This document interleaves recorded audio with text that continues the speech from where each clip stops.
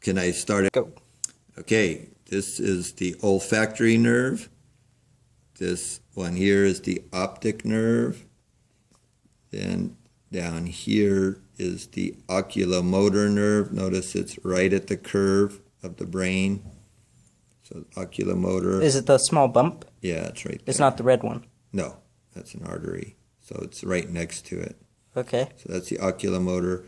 Over here, kind of on the side, is the trochlear nerve.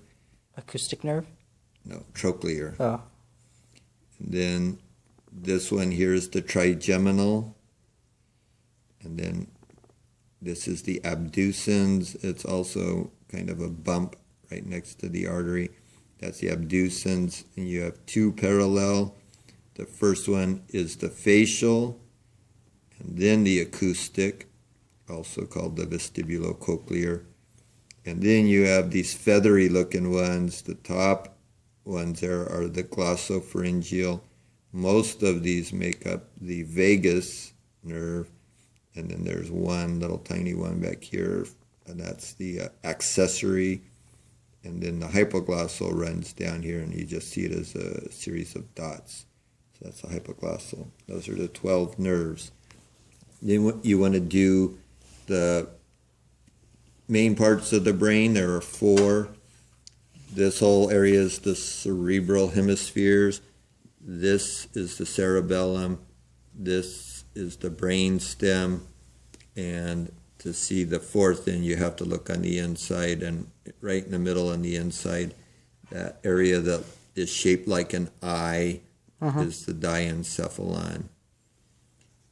We'll go ahead and do the lobes now of the cerebral hemispheres. There are 4 lobes: the frontal lobe, parietal lobe, occipital lobe, temporal lobe. The lobes are marked by depressions called sulcus, and the raised areas called gyrus. And then the really deep sulcus are called fissures. You need to know the lateral fissure, where this large artery is. That's the lateral fissure. And then the central fissure is this one between the parietal and the frontal lobe right there. That's the central. This one is extra, but I would go for it. Between the left and half brain is the longitudinal fissure also. Back to the central fissure, there are 2 gyrus that you want to know: the precentral gyrus and the postcentral gyrus. And then finally, the cerebral hemispheres are connected by this structure called the corpus callosum.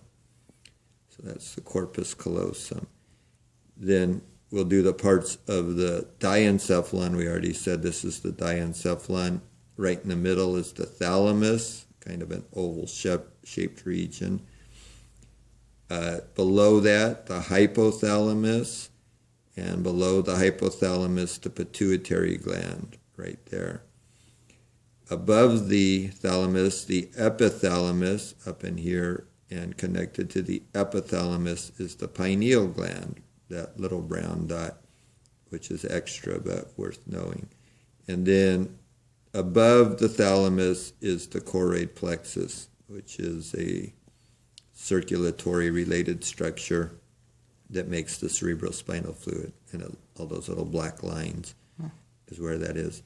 One last thing before we leave this: above the pituitary gland is the optic chiasma, where the optic nerve crisscrosses. So it's another point. If you remember that, you can get that. Okay.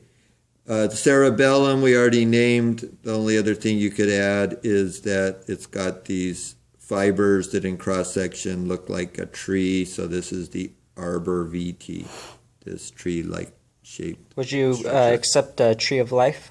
No, you got to say it in Latin. Okay. Finally, the brainstem structures. Again, this whole thing is a brainstem. This thing right here that looks like a nose is the mammillary bodies. This region here is the cerebral peduncle. The bumps way at the back are the corpora quadrigemina. This kind of circular area is the pons. And this kind of cone-shaped area at the base of the brain is the medulla oblongata. And finally, there's some cavities in here. The cavity right here between the thalamus and the brainstem is the third ventricle. The cavity at the base of the cerebellum is the fourth ventricle, and the passageway that connects them is called the cerebral aqueduct. And I think that's everything. Okay. Thank you. You're welcome.